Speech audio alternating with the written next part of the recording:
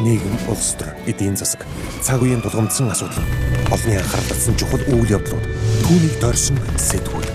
Бид чухал үйл явдлын эздийг тэмдэгч, харин тэдний байр суурийг тодорхой мэддэг.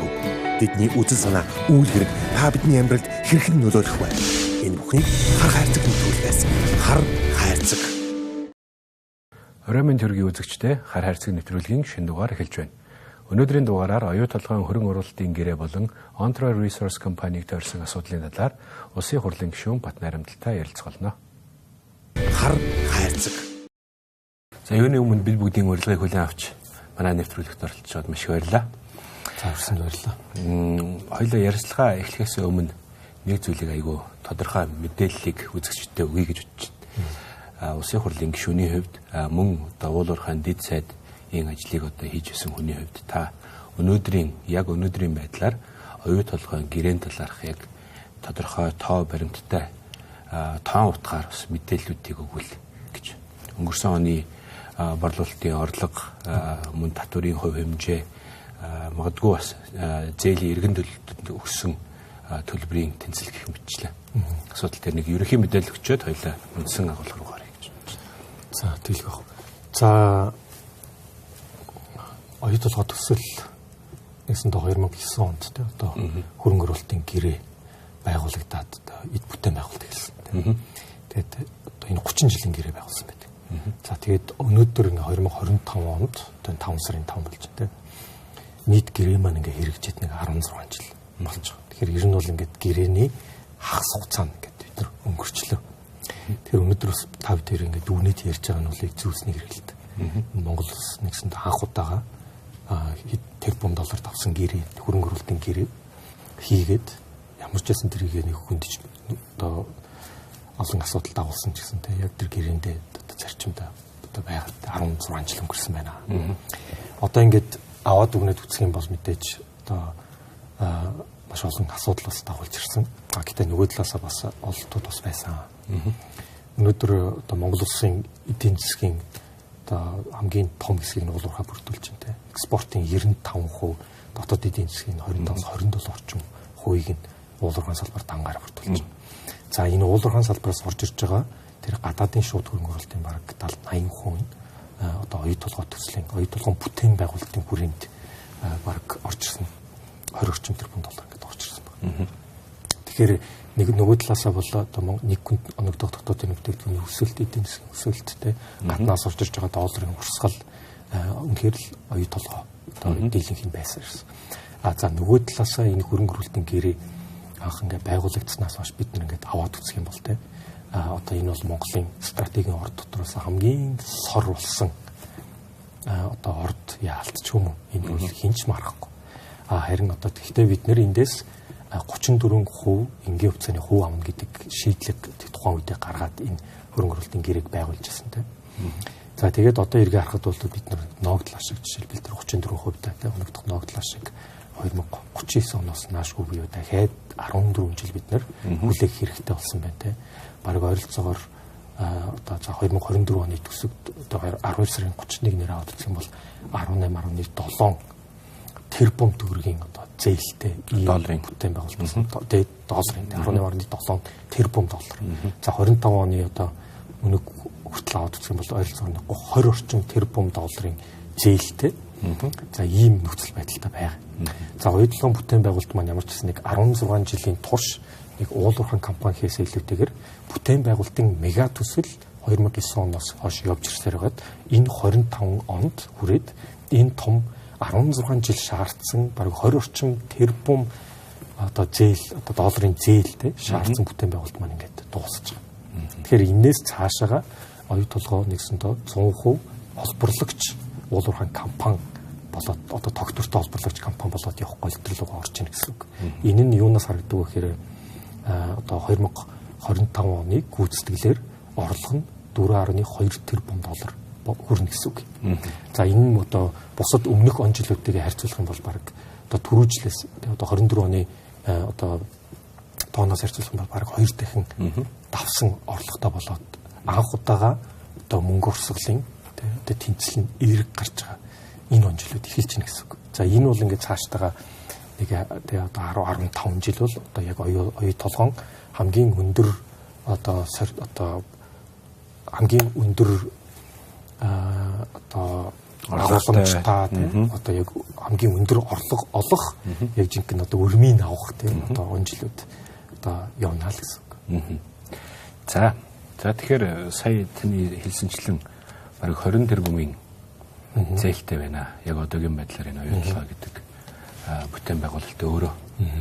Энэний мэдээж бас яг зүүн ёсоор 34% нь бол одоо манай Эрдэнэс оюутлага дээр ногдож байгаа гэж бол ойлгож байгаа. Нөгөө талдаа бид бүхэн та сая хэллээ.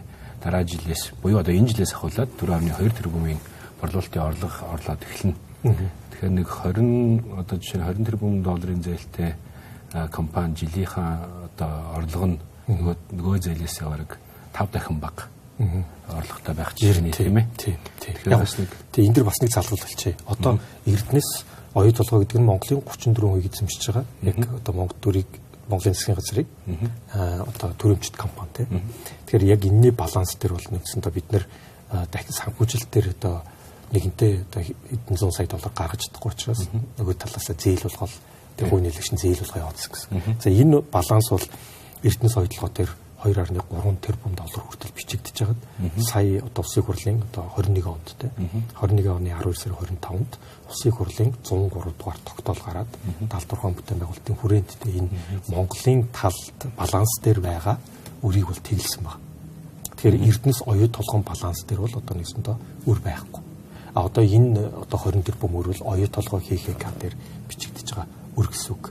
Хэрвээ бид нар энэ Эрдэнэс оюу толгой дээр бичигдэж байгаа 2.3 тэрбум долларыг баланс дээр аваа явуулсан бол ер нь бол ногдлаа шиг бараг хизээж авахгүй тийм. Буцаад энэ зээлэндээ идэгцээр байгаад бараг ингээд зээлтэй үлдэх ийм нөхцөл байдалтай байсан. Тэгэхээр энийг бол тухайн үеийн засгийн газар одоо шийдэж тийм энэ үрийг тэглэсэн нь бол буцаад бид нар ногдол ашиг авах тэр боломж за энэ хугацааг арай урагшлуулах одоо нэгсэн том маш том боломж байсан гэсэн үг. Тэгэхээр яг энэ бол энэ 16 жилийн туршид бас нэг том хийгдсэн ажил мөн тийм. Тэгээд цаашаага бас бид нэр одоо нэлээд олон тийм одоо маргаан дагуулсан асуудлууд байсаар л байна. За энэ зээлийн яриаг яг хөнж ийнэ гэхээр сүүлийн жилүүдэд бас Монгол Улсын засгийн газар олон улсын төвшөнд бас Монгол манай улсын хувьд одоо зээлжих зэрэглэл ахилцсан гэдээ бас олон мэдээ юм сайн мэдээнүүдийг бол гаргаад явж ирсэн. Үүнтэй холбогдуулаад одоо энэ зээлийн эргэж харах боломж бий юу гэдэг дээр та бас мэдээлэл өгвөл. За яг зөв наач их чухал асуулт та. Тэгэхээр яг тэгэхээр зээл нь өөрөө маш өндөр хүүтэй. Одоо би тэр инженеэр хэлээ л дээ. Одоо өнөөдөр бидний тэр одоо Rio Tinto ч юм уу тэр одоо хамтран хамаарал бүхий этгээдээс авж байгаа зээл гэж хэлээд байна. Одоо инженеэр бол нөгөө Rio Tinto-гоос тэгээд бол авж байгаа Монгол улс зээл нь одоо софр нэмэх нь 6.5 гэсэн хүүтэй. Софр гэдэг нь яг нөгөө олон улсын нэг хүүний зэрэглэл юм л та тий. Одоо secured overnight finance rate data гэсэн үг юм л. За тэгээд энэ нь болохоор өнөөдөр нэг 4.4% байна. Тэгээд 6.5 нэмэхээр нэгсэндээ бид нар ойролцоогоор нэг 10 орчим хувийн тэг хүүтэй долларын зээл байнг аваад тэрний нэг хүүгийн хуримтлал гарч чинь хугацаа энэ тэг 16 жилээс хугацаанд чинь маш том хуримтлагдсан хүүсчдэг асуудал том л та. Тэгээд яг энэ 6.5 гэсэн энэ хүүг одоо carry rate гэж байгаа. Энийг хувийн нийлүүлэгчдийн одоо гэрээн дээрээ тэн дээр нэг тодорхой заалтай юм л та. 13-ийн яод дээр юу ч туссан бэ гэхээр энэ зээлийн хүүгийн тэ carry rate буюу энэ 6.5-ыг тэ 7 жил тутамд дахин авч үзэж болно гэсэн одоо бидэнд нэгсэндээ эрх нээгдсэн байдаг. Тэгэхээр энэ 7 дахь жил нь яг энэ 2025 онд тохиож байна гэсэн үг. Тэгэхээр бид нэр энэ 25 онд тохиож байгаа хувийн нийлүүлэгчдийн гэрээгээр олгогдсон эрхээ одоо засгийн газар хэрэгжүүлж энэ дээр хилцээр бас орхол ёстой юм. Тэгэхээр өнөөдөр та түрүү хэллээ Монгол улс бас зээлжих зэрэглэлээ бас сайжруулж чадсан. За энийг бол хөндлөнгийн мэргэжлийн байгууллагууд үнэлээд тэр дүгнэлтийг гаргадаг тийм. Одоо Moody's, S&P 5 одоо 500 гэдэг бүгдээрээ гаргасан тийм. S&P Standard and Poor's нэрийг надад. За тэгэхээр энэ нэгсэндээ бид нар бас тэр олон улсын зэрэглэлээр дамжаад энэ хүү бууруулах тийм одоо шалтгаан гэсэн үг мөн л дөө тийм. Тэгэхээр эндээс жишээлбэл энгийн тооцоог хийл л да. За энэ хувийн нийлүүлэгчдийн зээл ойролцоогоор нэг 12 орчим тэрбум доллар тийм. Тэгэхээр 12 тэрбум доллар дээрээ бид нэр 6.5-ыг 3.5 болгож бууруулъя л да. Тийм нэг 3% бууруулъя. 3% бууруулах чинь 12 тэрбум дээр 3% гэдэг чинь 360 тэрбум 360 сая доллар гэсэн. 360 сая долларын хүүгийн зардлыг жилд хэмнэх юм бол 10 жилээр аваад үзэх юм бол чинь 3.6 тэрбум доллар гэхгүй. Өнөөдрийн Монголын баг валютын нийт нөөцтэй дүүцгэл хэмжээний мөнгө гэж бид нэр зүгээр л зээлийн хүүгийн хилцээр дээр бидний эрхийн хүрээнд байгаа хилцээр дээр хийх боломж бас байна гэсэн үг. Тэрийнх нь хүүгийн хүү бодогдохоор яг бүр нэмэгдэж байна тийм ээ. Хүүгийн хүүнээс бас хэмнэн шүү дээ.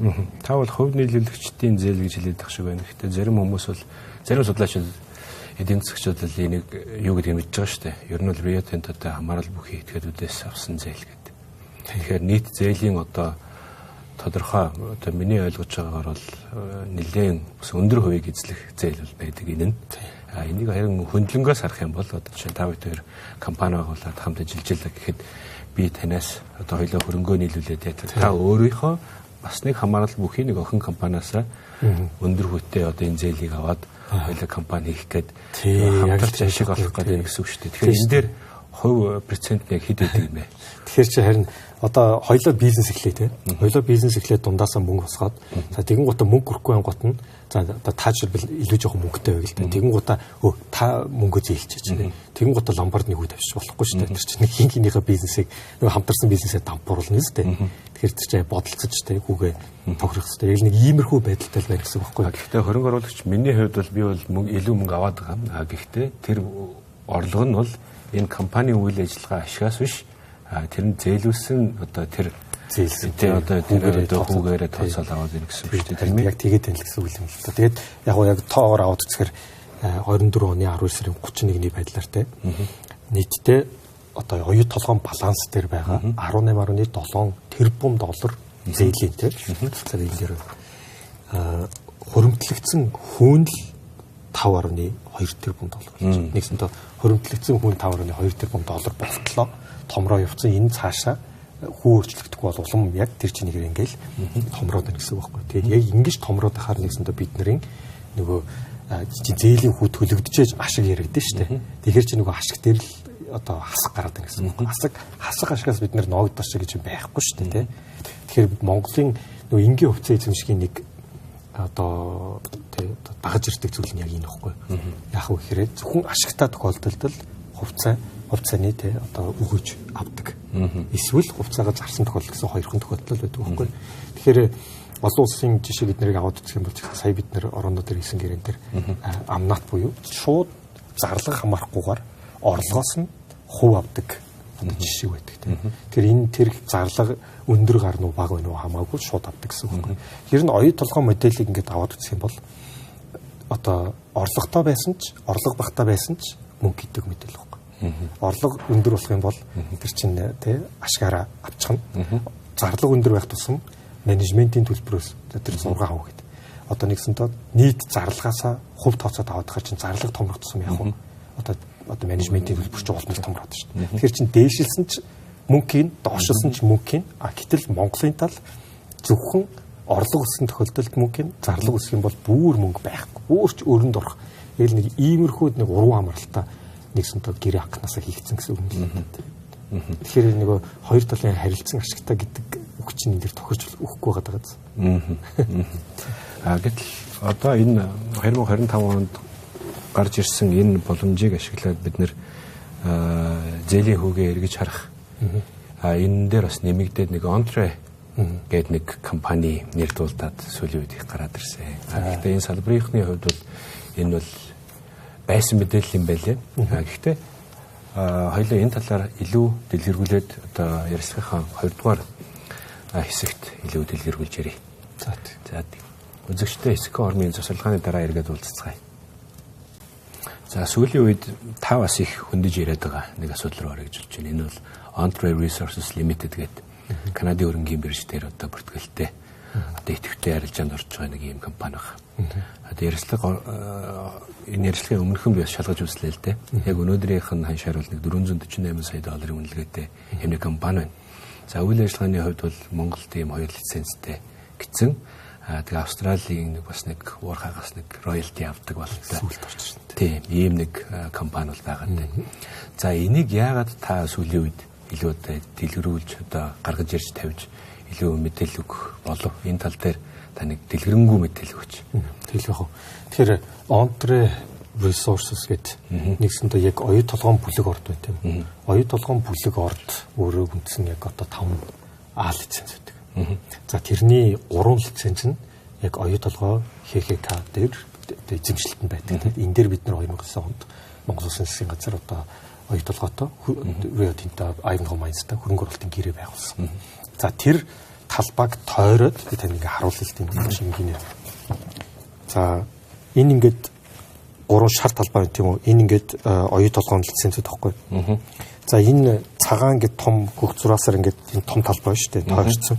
Энэ бол ингээд Ontre ХХК гэдэг Монгол бүртгэлтэй тэр компани эзэмшил дээр 22 жил явж ирсэн 2 лиценз тахгүй.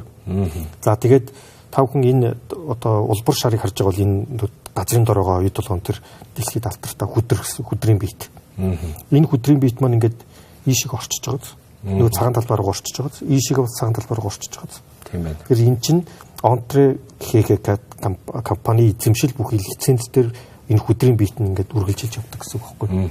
За тэгэхээр энэ оюу толгойн хүдэр маань тэ ингээд чинь тустай олборлон гэж юм байхгүй шүү дээ. Тэ нэг одоо нуран олборлох аргаар хийдэгтэй. Тэгэхээр чинь нэг нураад эхэлчих юм бол эн чинь энэ лицензийг л олборлон нур нь энэ нурахгүй гэж байхгүй. Тэр чигтээ нураа явчих.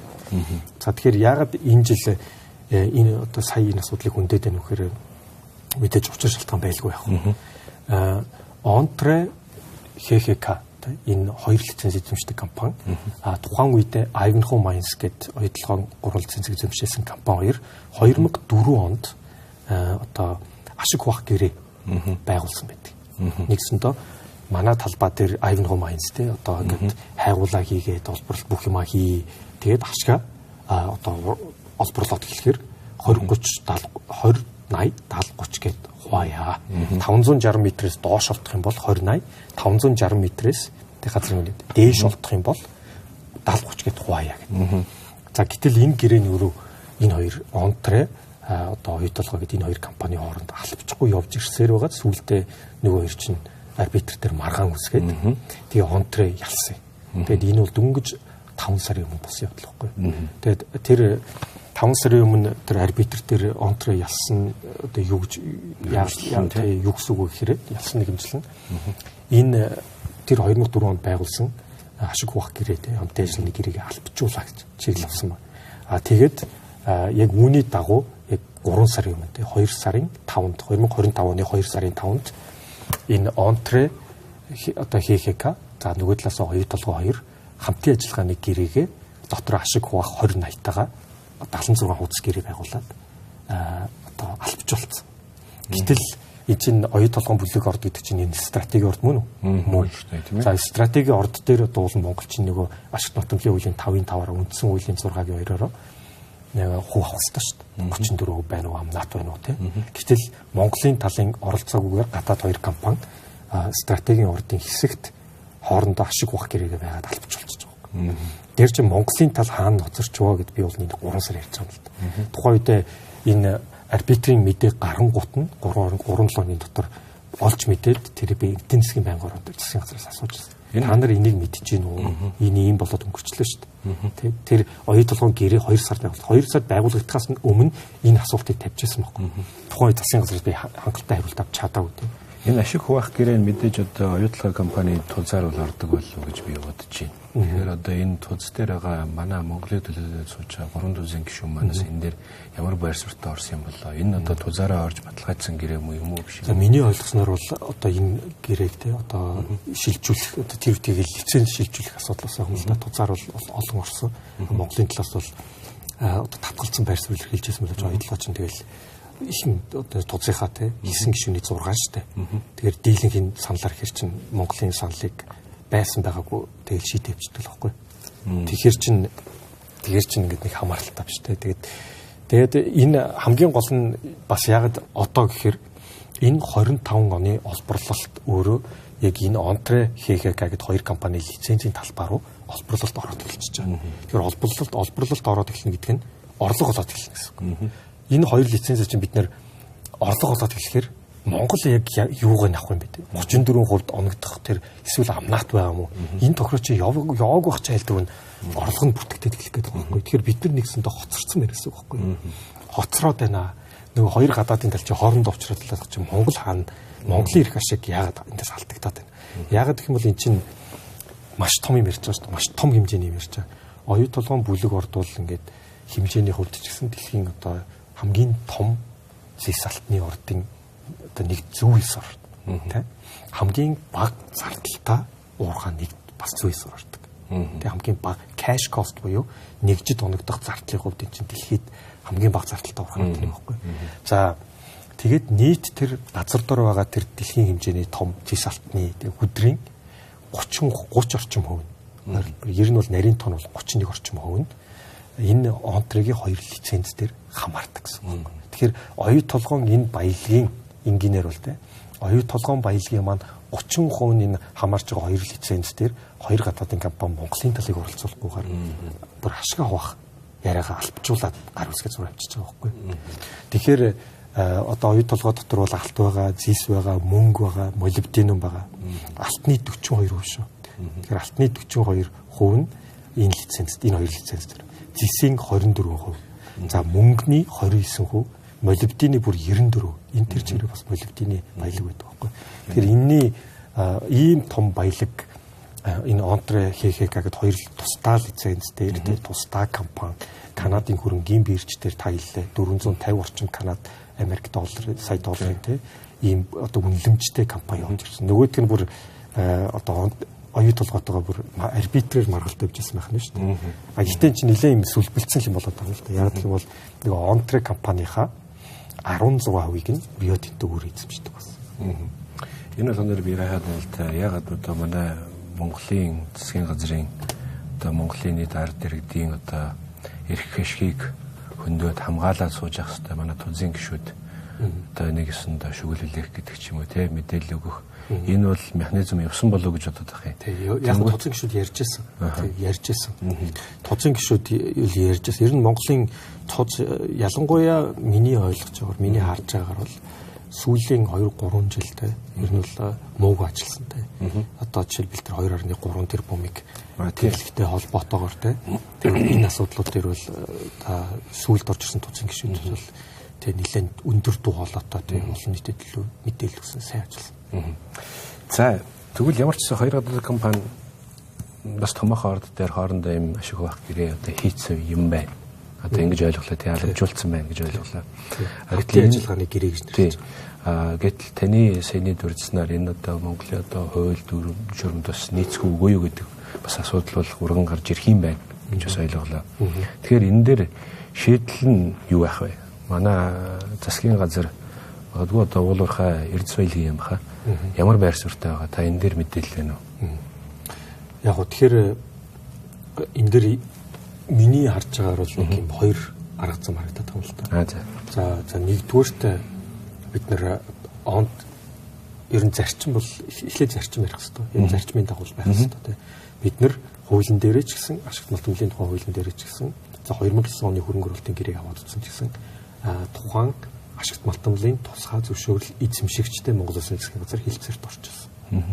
Оюу толгой хийхийг гадаж гэсэн тэр 3 лицензийг эзэмшигч одоо хуулийн этгээдтэй хилцээрт орчихсон. Тэгэхээр онтре дээр бол бас яг ялгаагүй.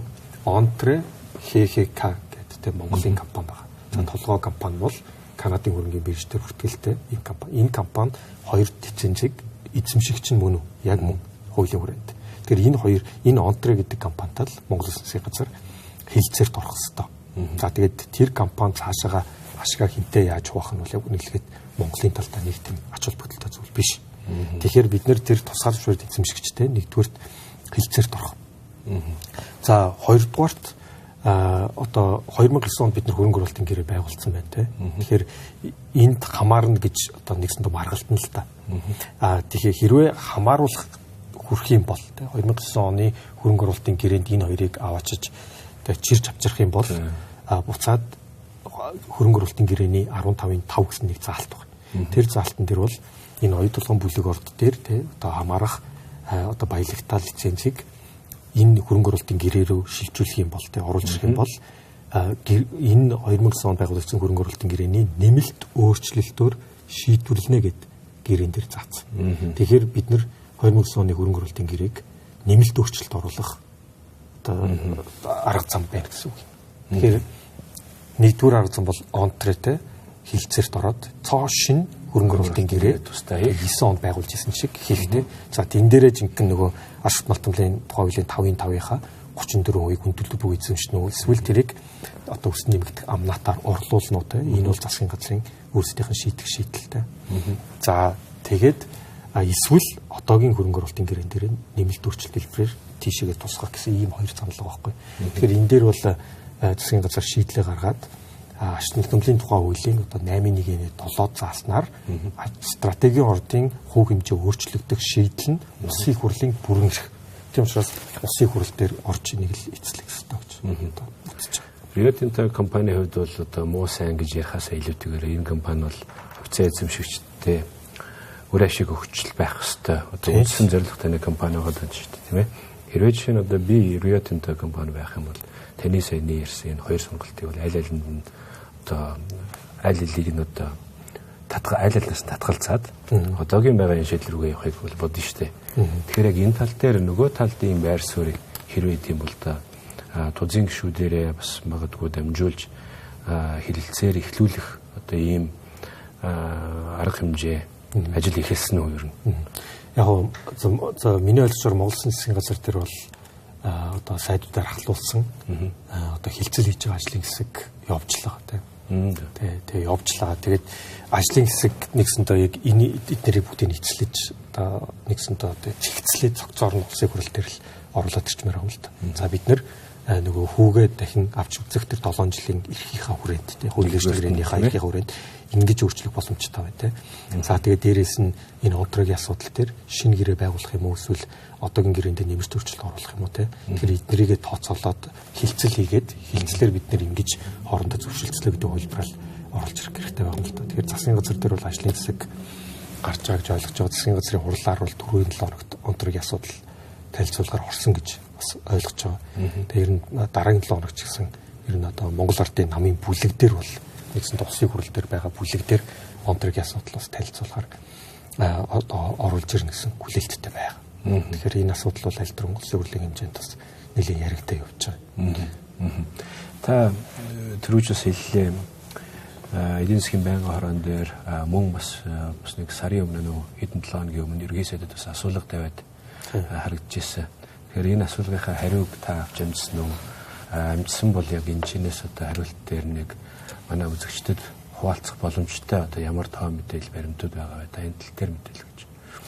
Тийм. Миний хувьд улсын хурлын бас бүрэн гишүүний бүр эрхийг хүрээнд бол Монгол Улсын засгийн газар оюу толгойтой холбоотой яг 10 асуудлаар асуулт тавьсан. Тэгээ харин хариулт нь дөнгөж сая ирлээ л дээ. Яг ингээд бараг нийтдээ чи одоо хэд утас? Бараг 30-аад утсан гэдэг. Хариулт бол ингээд ямар ч учраас яг гарсагт ирсэн. Нэлээд дэлгэрэнгүй мэдээлэл бол байлаа. За тэгээд одоо жишээлбэл энэ дэр ийм нэг нугас байгаа юм л та. Онтрогийн асуудал дээр бид нарт зөвлөлцөл хийж чадах юм бол одоо нөгөө 2039 онд тэгээд 14 жилийн дараа авах ногдол шиг бид нар дахиад улам наашлуулад те 29-30 оны сүүлээрээ ногдол шиг авах те Монгол өгөөж хүртэх ийм боломж байгаа. Энэ бол маш том боломжтой. Энэ бол маш том боломж. Энэ бол Монголын ард түмний хүлээж байгаа том боломж гэж би бодож байгаа. Тэ одоо оюутлогоо дээр бол ер нь бол одоо маш олон иргэдийн санал асуулт гомдол бол байнга ирдэг. Тэгэхээр энэ оюу толгойн асуудал нэгэнтээ ингэж ойлгомжгүй хэвчирсэн бол бид нэр энийг эцлээд шийдвэрлэх хэрэгтэй. Тэ Монгол Улсын засгийн газар бидэн чи одоо улсын хурлын гишүүч гэсэн ард түмнийг төлөөлж сонгогдсон хүмүүсийн хувьд бол Монголын талд хамгийн ашигтай хувилбараар одоо шийдвэрлэх хэрэгтэй шүү дээ. Тэгэж тийм бол бид нэр ногдол ашиг 8-аас 10 жилээр наашлуулах боломжтой маш том боломж тий. Тийм учраас энэ үлэмжлэлийн харахгүй. За ямар ч хэлсэн засгийн газар дээрээс одоо засгийн газраас одоо магадгүй байгуулагдсан байгаа ажлын хэсгийг бол одоо нэгдүгээрт ажлаасаа хийх нь одоо хүлээх хэрэгцээ хэрэгтэй одоо хэрэгтэй болчлаа тийм ээ. Нөгөө талдаа би харах хандал бодол дээр Rio Tinto болон одоо итер багийнхны хувьд бол одоогийн байгаа энэ гэрээнд нэг их гар хөрөх сонирхолгүй байх ёстой. Гэтэл бид нэр одоо магадгүй ухаан зарж иж магадгүй тодорхой хэмжээнд бас жоохон одоо хилцээрийн одоо өөрсдөөсөө эхлүүлж ижил бид нар ийш орох хэрэгтэй болох болов уу. Хоёул ярьцлахаа өмнөөс ихт ярилцах ёстой байсан нэг сэдв байна. Энэ менежментийн зардлын асуудал одоо жил болгон гарч ирдэг. Та ч бас хуучин уулуурхай дэд сайд байсан хүний хувьд бас одоогийн байгаа энэ тооцоол санхүүгийн тайланг нь харж яхад одоо энэ одоо маргаан эцэслэгдсэн үү одоо таны харж байгаагаар энэ менежментийнх нь төлбөр олон улсын жишгт гэдэг юм уу эсвэл одоо таны харж байгаагаар одоо бага хэмжээнд эсвэл одоо магадгүй одоо хөлцгөөс хэмжээнд очиж чадсан уу? Ер нь менежментийн төлбөр гэдэг тэр ойлголт өөрөө ер нь бас асуудалтай ойлголт л та.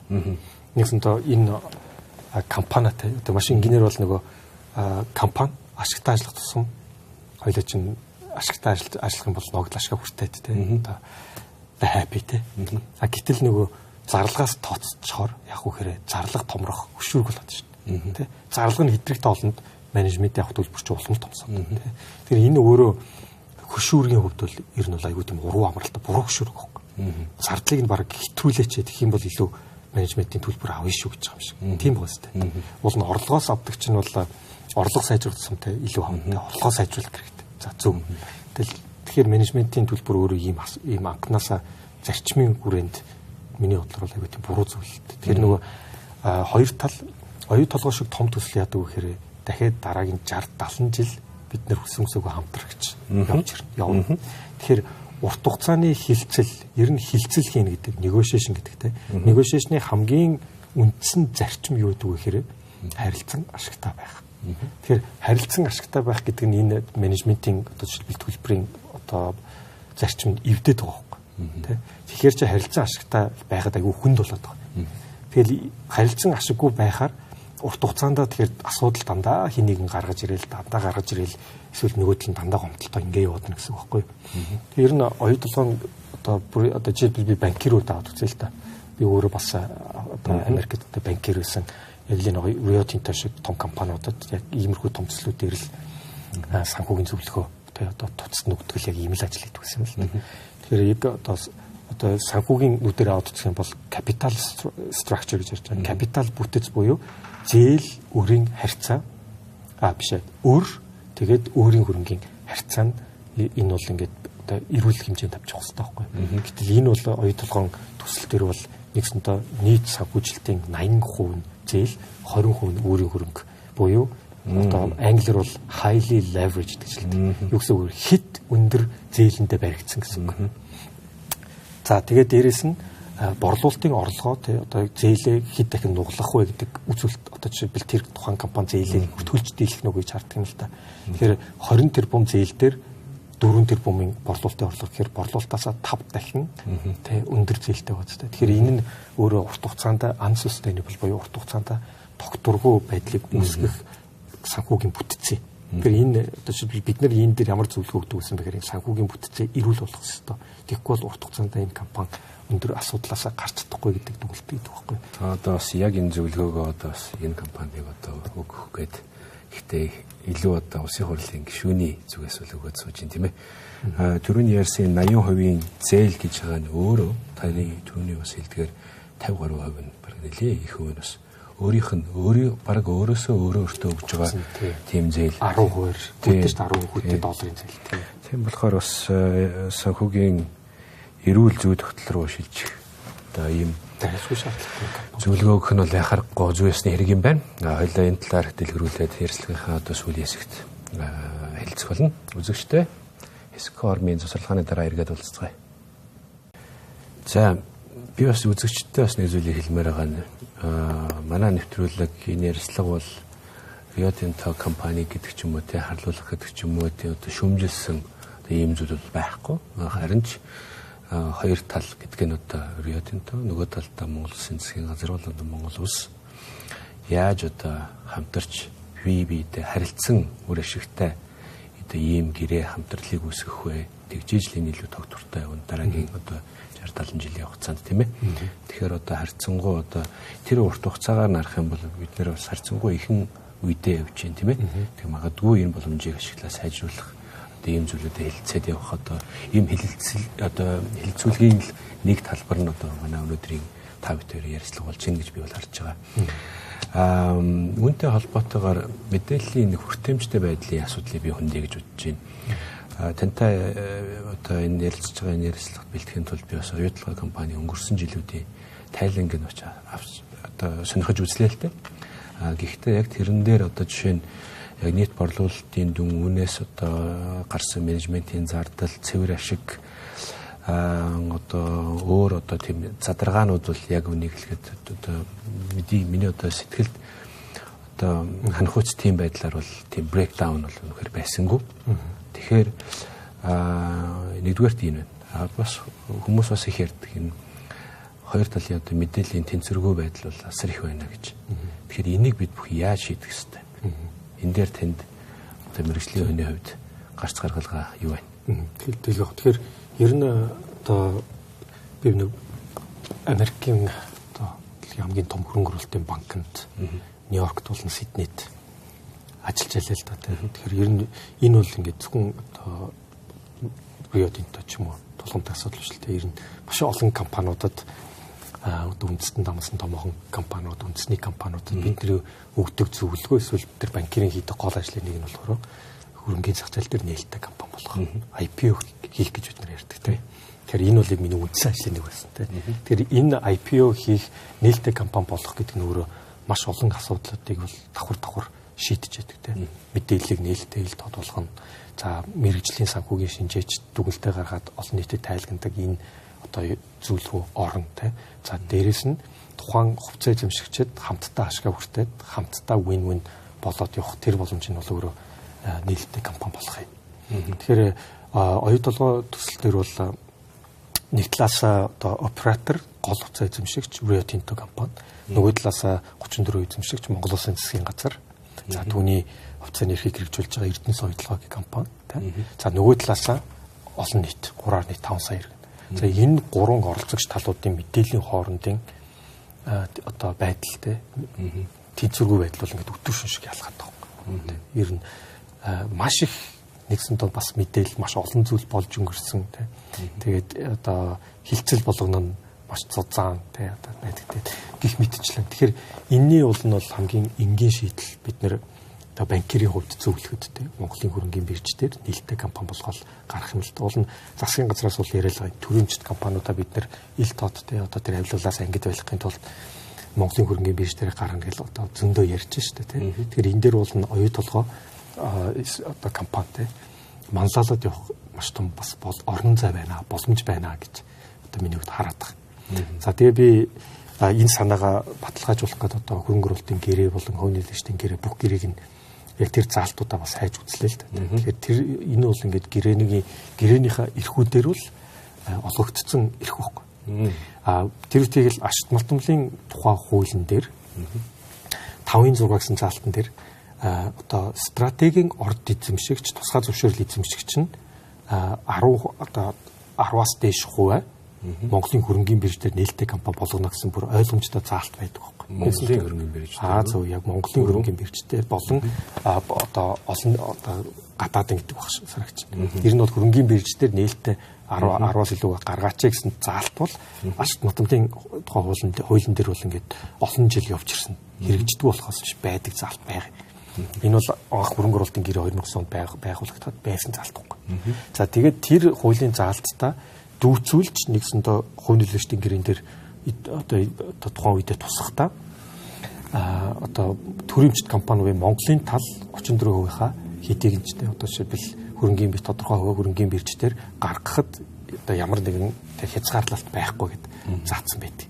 Тэгэхээр уул нь гаргах уулын боломжтой. Ууланд бол болж одоо бүнхээр болдог бол тий 2 талаасаа 5-5% нэгтгэхэд Монголын хөрөнгөний бирж дээр нээлттэй болгочих юм бол энэ компани бүх мэдээлэл ингээд ил тод болоод тий монголчууд өөрсдөө хувьцаа эзэмшээд хамтдаа хэдэн мянгуулаа хэдэн 10 мянгуулаа оюутлогын хувьцаа эзэмшээд тий тэгээ 10,000 шийдвэрээ гаргаад улс төрчгүй явдаг тэр боломж нь бол нээлттэй компаниар л бий болох байхгүй.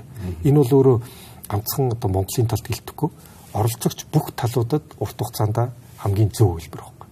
Rio Tinto ч гэсэн, оюу толгой ч гэсэн, Монголын засгийн газар ч гэсэн, монголчууд ч гэсэн бид нэр нээлттэй компаниуд нэр хамтдаа ашиг хүртдэг, хамтдаа шийдэлтэй гаргадаг. Энэ нэгэн попрод энэ нэр улс төрчөөд бас байдаггүй юм л болно гэсэн үг юм. Уул нь бол тэгэхээр мэдээллийн орон зай хитрхи ингээд хоорондоо зөрүүтэй байх тусам яг энэ яг үнэлэхэд попрох улс төрчид одоо элдв янзаар ярих гуйлах маш том орон зай бий болгоод байдаг байхгүй. Яг үнэлэхэд энэ асуудал дээр бид нар ч одоо хамгийн том попчтой хүртэл гаргацсан л байна шүү дээ. Тэгээ ер нь бол би нэг судалгаа хийж үзсэн Google Trends тийм ээ. Одоо сүүлийн 2009 оноос хойш Rio Tinto оюу толгой гэдэг keyword-ээр хайж үзэхэд яг сонгуулийн жил яг энэ ерөөсөө хамгийн өндөр давтамжтайгаар Google дээр тийм вебсайтуудаар гарч ирсэн гэдэг. Харин энэ жил бол харьцангуй сонгуулийн бус жил ийм сэдвийг бас хөндөж байгаа юмс их одоо магадгүй онцлогтой гэдэг ч юм уу тийм ээ. Яг таны зүйлдээ яг энийг сонгуулийн үеэр ярмааргүй. Энийг зүгээр шийдэл гаргаад гаргалгаа гаргаад харилцан ашигтай шийдэл хамтдаа гаргая. Ингэх юм бол одоо оролцогч бүх талууд те дараагийн 20 жилдээ бидний толгойн өвчин байх. Эсвэл дахиад нэг попрох улс төр говьлох те орон зай үлдээхгүйгээр бүгдээрээ хамтдаа шийдэл гэж байгаа. Хэрвээ ингэх юм бол бүх талдаа яг одоо улан зөв шийдэл болно л гэж одоо миний хувьд бол харж төвшөж байгаа. Нийтэд нээлттэй хувьцаат компани болох энэ эрх зүйн орчин нь бол бэлэн үү те. Энийг аль талаас нь ихэлж санаачилж хөтөлж ажиллах хэрэгтэй байт юм бэ? Таны одоо харж байгаагаар. Тэгэхээр за яг хувь нийлүүлэгчдийн гэрээгээрээ бол энэ ингээд нэгсэндээ нээлттэй заалт боломжтой. Ер нь бол хэрвээ Монгол Улсын засгийн газар Эрдэнэс яг энэ гэрээнийхээ дагуу бол те Эрдэнэс оюу толгой 34 эзэмшиж байгаа те. Тэгэхээр тэрнийхээ тодорхой хувийг 5 ч юм уу 10 ч юм уу те шууд гаргахад бол яг үнийг хэлэхэд ямар ч асуудалгүй засгийн газрын болчих болно гэж харагдаж байна. Тийм. Энэ хувь нийлүүлэгчдийн гэрээгээрээ хязгаарлалт байхгүй учраас те. Харин зүгээр оюу толгой ХХК гэх юм бол нөгөө хоёр талын хувьцаа зөвч хоёлоо байгаа учраас те одоо хамтын шийдвэр мэдвэр одоо бас дахиад нэлээд одоо хилцлэр явна гэсэн үг л те.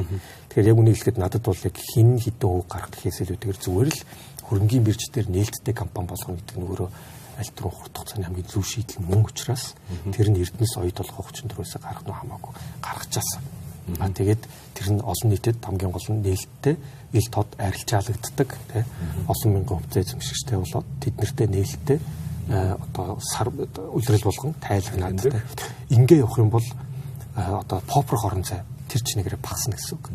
Тэгээд шийдлийг нь ганцхан нэг Эрдэнэс оюу толгой гэл нэг 20 хүн засгийн газарт юу хэлсэн өнцгөөс хамаарал шийдвэр гаргах гэдэг шүү дээ. Олон мянгуулаа бид нар одоо харж ойлгож те зөв шийдвэр гардаг одоо орон зайвал орно гэсэн үг байхгүй. Таны хэлсэн бас олон хувьцаа эзэмшигчтэй болох юм бол олон нийтийн зүгээс ч гэсэн оюу толгой компани тухай одоо тэр мэдээллийг нэрж хайх тэр сонирхол бас нэмэгдээд байгаа юм бол энэ тэр нэг зүйлийг хэрвээ хөрөнгийн бирж дээр гарч чадах юм бол оюу толгой дээр дахиад попс төрч төрөхгүй болох гэж байна. Яг гэх юм бол тэр олон мянган хувьцаа эзэмшигчдийн эсрэг ярих болно да тийм үү. Тэр хүмүүс төвшөөрлөхгүй шүү дээ тийм. Тэгэхээр яг ингэж улс төрөөс ангид яваасаа тэр компани яг ашиг хийгээд яг хоёр талдаа бүх юмдаа тийм одоо яг гэрээ хилцээрийнхаа дагуу харилцан ашигтай байгаад ингээл яваасаа л гэж юм л та. Би бас яг энэ салбарын тийм эксперт тийм мэрэгжилтэн бол биш. Гэхдээ энэ тухай нэг сүүлийн хэдэн 7 хоног жоохон судлаад үзэхэд байн гарч ирж байгаа асуудлуудын тухай хоёлаа ерөнхийд нь ярилцчихлаа тий. Одоо тэр менежментийн зардлын асуудал, энэ онтрэгийн асуудал, за тэр хөрөнгө оруулалтын гэрээний тухай асуудал, одоогийн байгаа боломж гэх мэтчлэн хоёулынх нь яриаг үйлдсэн нэг сэдв бол энэ тартварын маргааны асуудал байх. Энэ дээр та өөрийнхөө байр суурийг манай үзэгчтэй хаваалцаад хоёлаа өнөөдрийнхөө ярилцлагыг өндөрлөе гэж тийм ээ. Тэр татварын маргаан бол бас яг одоо гол маргаануудын нэг өнөөдөр хүртэл явж ирсэн. Тэгэхээр 2013 оноос 20 оны хооронд те 7 жилийн хугацаанд за Монгол Улсын засгийн газар бол 3 том татварын шалгалтаар 1.3 их найдваргийн татварын акт алтанг тий нөхөн тургуул ногдуулсан байдаг. За тэгээд яг одоо миний авсан одоо мэдээлэлээр тий одоо Америк Австралийн Financial Review гэдэг одоо Австралийн алдартай санхүүгийн том сэтгүүл сонин байдаг. Тэгээд энэ сонины 2 сард гарсан одоо оюу толгой мэдээлэл юу гэж гарсан бэ гэхээр оюу толгой Rio Tinto Монгол Улсын засгийн газар энэ 1.3 их найт дүүргийн татварын актан дээр одоо $295 сая буюу 840 тэрбум төгрөгийг татварын актыг хүлээн зөвшөөрөө бусдыг нь хүлээн зөвшөөрөх боломжгүй байна гэсэн одоо шийдэл өгсөн юм байлээ л дээ. Тэгэхээр эндээс яг засгийн газраас энэ дээр шийдэл гарсан уу гэж нэгдүгээрт би асууж байгаа. За хоёрдугаарт энэ бол хилцлийн асуудал л да. Хоёрдугаарт ер нь татварын асуудал явж цаашдаа юу гэдэг вэ гэхээр 2 үндсэн зүйл байдаг юм л да. Нэг нь бол ингээд ханшийн хэлбэлцэл. Бид нар чинь нэг төгрөгийн ханшийн хэлбэлцгээр гэрээгээр аваад үзэхээр чинь доллараар гаргадаг ханшийн хэлбэлцэл гарч байгаа юм. Энээс чинь нэлээд том татварын акт гаргадаг. За нөгөөх нь бол ер нь үндсэндээ зарчмын хүрээнд үн шилжилт одоо үн шилжилтийн механизмын хүрээнд татвараас зайлсхийх гэсэн асуудал үүсдэг. Үн шилжилт гэдэг нэг transfer price. Ер нь үндэстэн дамсан томоохон корпорациуд байна те. Энэ бол ганцхан Rio Tinto биш л те. Одоо дэлхийн олон оронд салбартай компаниуд хоорондын орлогоо ч юм уу те зарлага ийш тийш шилжүүлээд тухайн орондоо те одоо нэгсэнтэй орлого орж байгаа орондоо те орлого олж байгаа тэр орноос татвараас зайлсхийх асуудлууд бол түгээмэл байдаг л асуудал те. Тэр яг энэ бол тухайн орон өөрийгөө хамгаалалтаа хийж те тэр зайлсхийх асуудлаа шийдэх хэрэгтэй. Австрали хүртэл тэрийг шийдлээ гаргаад явцсан байдаг. Австрали ч гэсэн одоо Монголыг хөтлөх юм бол хамаагүй илүү уулуурхаа маш том өндөр орлого олдог те. Маш олон үндэстэн дамсан корпорациуд ажилдаг те. Тэрнээсээ өөрсдөө хамгаалсан заалтаа хуулиндаа хүртэл тусгаад хамгаалтаа хийсэн байдаг юм л та. Тэгэхээр энэ дээр зөвхөн миний санаа зовоод байгаа нэг зүйл бол оюу толгой хийх аккаунт те. Тэрний толгой компани бол оюу толгой Нидерланд BV гэж Нидерландад одоо толгой компани байж ирсэн.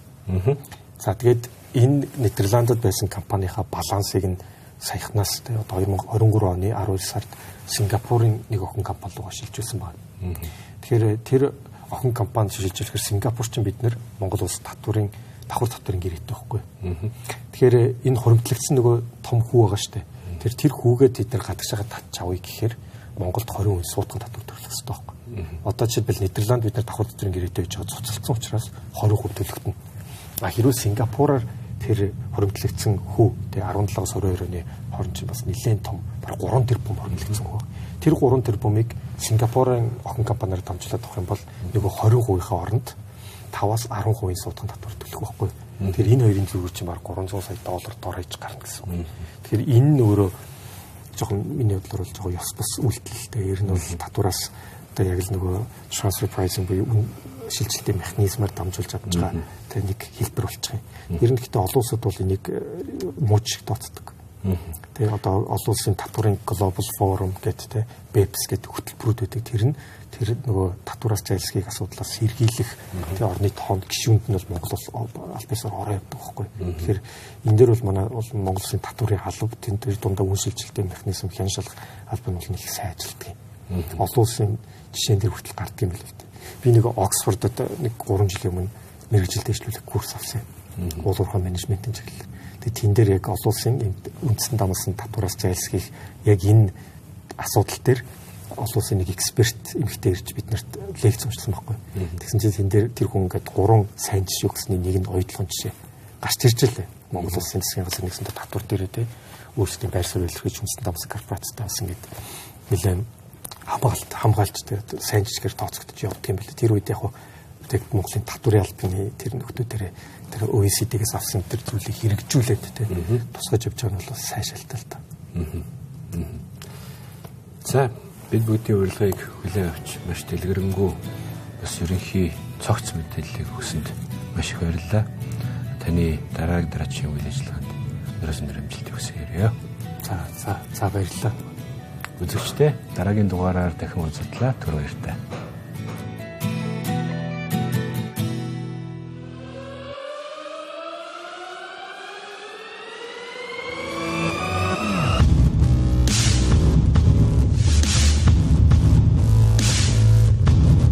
Улс төр, эдийн засаг, цаг үеийн тулгамдсан асуудал, олонний анхаарал татсан чухал үйл явдлууд, түүнийг дорсон сэтгүүл.